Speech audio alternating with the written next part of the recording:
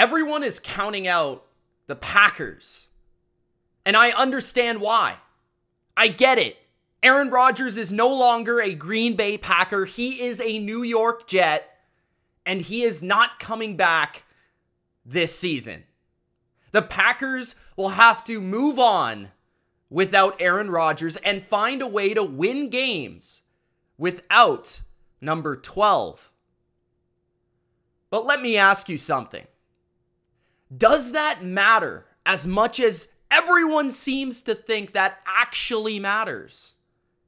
How many games did Aaron Rodgers win for the Green Bay Packers last year? Really think about this question.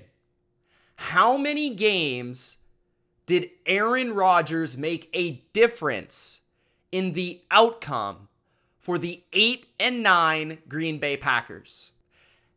And really, I can only think of two. The Dallas Cowboys game, the New England Patriots game. Other than that, let me remind you, this was a football team that won 8 games, despite not throwing for 300 yards all season long. This team still lost 9 games, despite only allowing 30 points once all season, and in that one game, it was to the Philadelphia Eagles.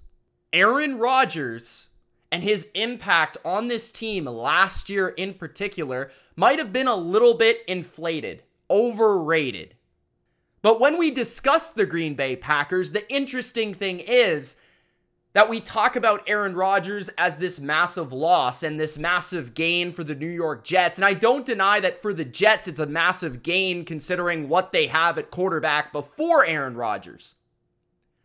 But when we talk about the problems with the Green Bay Packers last year and why the Packers were so disappointing last season, one of the biggest topics, one of the biggest people that shows up at the top of the list is Aaron Rodgers. Because really, when you look at the biggest issues, the core issues with the 2022 Green Bay Packers, Aaron Rodgers is at the heart, at the center of pretty much every single issue. Aaron Rodgers wanted more control over the offense. He wanted to be able to run the show at the line of scrimmage, call his audibles willy-nilly, really not allowing Matt LaFleur to do his job and be the offensive schemer, play caller, and designer. Aaron Rodgers wanted to run the show offensively. Aaron Rodgers didn't really care for the offseason program. Aaron Rodgers knew he had rookie wide receivers and young wide receivers that he obviously needed to build rapport with, and by the time he actually did, it was probably too late. They weren't able to make up the time lost from the offseason. So LaFleur, the coach, the play caller, and the quarterback did not see eye to eye. They did not see the offense the same way, the strengths, the weaknesses. And this team really lacked leadership, it lacked vision, it lacked cohesion, and it lacked culture in 2022. All of those things for this football team could very well be back in 2023 because there is no big icon, Hall of Fame guy standing in the way of Matt LaFleur leading this team towards victory. Leading this team with one goal in mind. Everyone is seeing the team the same way. All the important people. Jordan Love is not going to be in the way here. No individual is going to stand in the way of what the Packers want to be as a football team. From day one, there's going to be an identity for the Green Bay Packers. They're not going to have to figure it out in October, November, and December. This is the Jordan Love era, starting now. And I'm a believer in Jordan Love. I made a whole video about it. What I see in Jordan Love is a guy that can be a superstar in the NFL. He has the arm talent. He has the composure. He has the presence. He has the knack for creating something out of nothing as a quarterback on the move. The accuracy. He's refined his mechanics, and he sat behind Aaron Rodgers. He's learned from Aaron Rodgers, the good and the bad. He's matured as a person out of football, and I'm sure he's going to take that into his first season with the Packers. Am I saying that right away he's going to be as good as Aaron Rodgers? Absolutely not. Am I saying that in season 1 he's going to be a superstar like a Patrick Mahomes? No.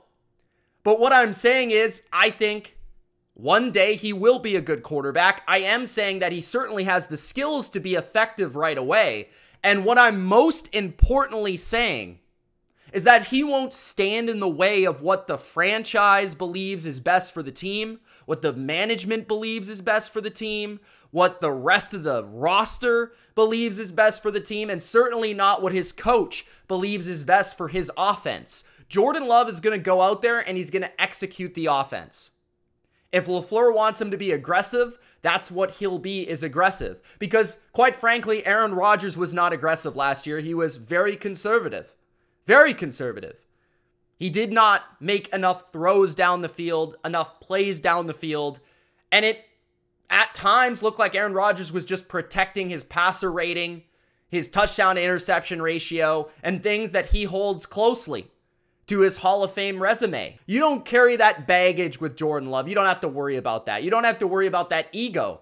This is a quarterback that, most importantly, more than anything else, something that Aaron Rodgers did not have at the end of his career, is hunger. Hunger to succeed in the NFL. A lot of people don't think Jordan Love will be a very good player. And Jordan Love, you bet, is going to go out there and show people what he's got. The good and the bad, but he's going to showcase that hunger. But if Jordan Love is going to be successful, it's going to take more than just Jordan Love. It's going to take the targets and the players around him offensively. When we speak about the receiving core, it all begins with the freak, my guy, Christian Watson. And Christian Watson enters year number 2 in the NFL. Year number 1, it took him a little time to get into the NFL game. He was injured in training camp. He dropped that big pass on the first play of the season versus the Vikings. Really took time for him to build chemistry and rapport with Aaron Rodgers and trust, most importantly, with Aaron Rodgers after that drop. But Christian Watson showed freakish athleticism, talent, and raw skill in year number 1. And this is a player that I loved coming out of the draft. He was my favorite prospect, as many of you know watching this video. But what I think is so important to understand about Christian Watson is how much potential he still has. He was raw coming into the NFL, and he still put up ridiculous stats for a great stretch of time at the end of the year as the number 1 receiver on the team. Not the number 2. He was getting the best coverage, the number 1 guy at the end of the year when people started to figure out that the guy was really good. And he changes how defenses play your offense because of his speed, because of how he can win after the catch, because of how he can stretch a defense vertically with that speed. And that's going to make everyone around him better, like Romeo Doubs, who apparently is having a nice little offseason so far, but showed flashes as a rookie for sure to be a number 2 receiver in this league. If he can put it together and be consistent, Romeo Doubs can be a better player than Allen Lazard ever was. Allen Lazard is slow. Allen Lazard was only there with Rodgers because they had consistent chemistry.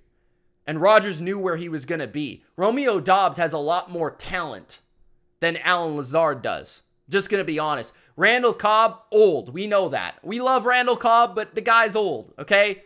He doesn't have much left in the tank. This team brought in some younger pieces in the draft once again. And while I do believe they would benefit from a veteran presence, even like a number 3 as a veteran presence, they went out there, they drafted a couple receivers that I do think, a 2nd-round pick and Reed, I do think they're going to be able to insert into this offense and continue to add to the athleticism, the speed, the big playability that this offense and Matt LaFleur is clearly kind of steering towards, because all these receivers can go. They can all run. There's no more Allen Lazards and Randall Cobbs out there. Slow. Old.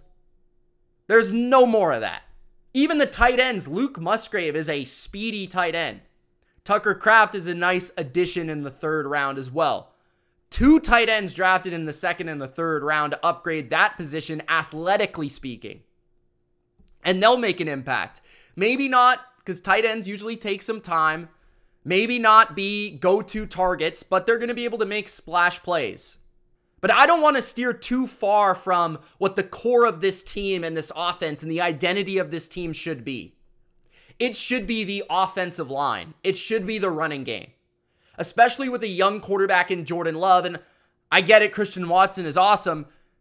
The running game is the heart and soul of this team. Aaron Jones is one of the 10 best running backs in football. You might argue he's one of the 5 best running backs in football. He can catch the ball. He's explosive. He's electric. Get the ball in his hands. He'll make plays. A.J. Dillon is the perfect complement. He's a power back.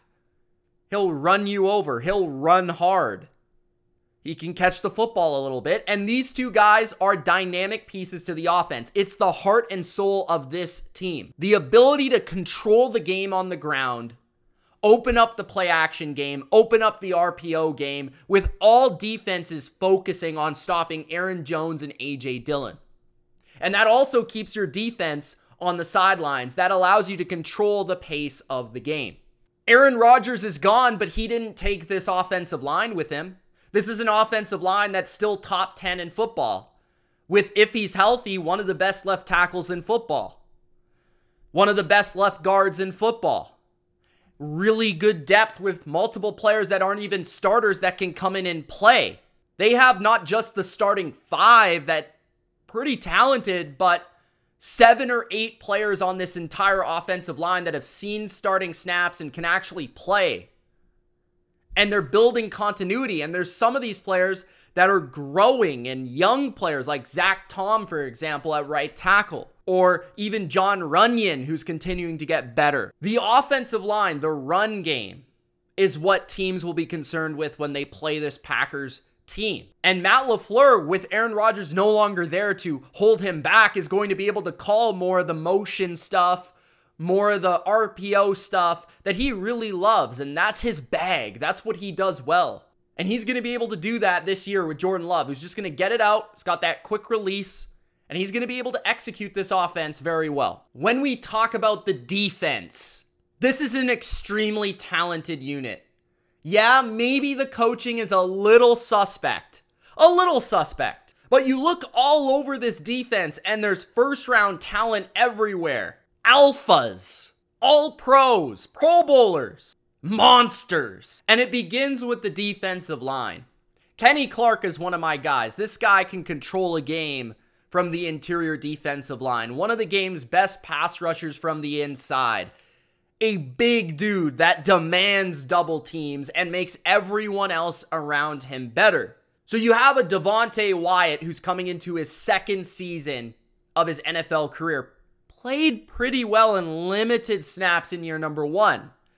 And this guy, as a pass rusher, which was his main skill set at Georgia and coming out of the draft, is going to feast with other teams really focusing on Kenny Clark. Big TJ Slayton is also not a bad nose tackle as well to help them against the run, which is really where I want to focus. Because if this defense is going to get better, it's going to have to get better versus the run. This run defense last year, quite frankly, was pretty putrid. 31st in EPA, 31st in DVOA. I don't know if it's the scheme, I don't know if it's the coaching, or I don't know if it's just the players or the personnel they had last year. Because remember, this team didn't have Rashawn Gary last year. This team just drafted a monster versus the run in the 1st round in Lucas Van Ness, who can play inside or outside, and is going to add another dimension to this defense that I don't think is getting enough credit. Rashawn Gary is one of the best edge players in football. They get him back this year. They get him back to start this season. So you're talking about a defensive front. Stay with me here. Rashawn Gary, Preston Smith, who's a good football player, Kenny Clark, Devontae Wyatt, 1st round pick, 2nd season, potential breakout year. Slayton, who I brought up. Lucas Van Ness, 1st round pick, who can play on the interior or on the edge.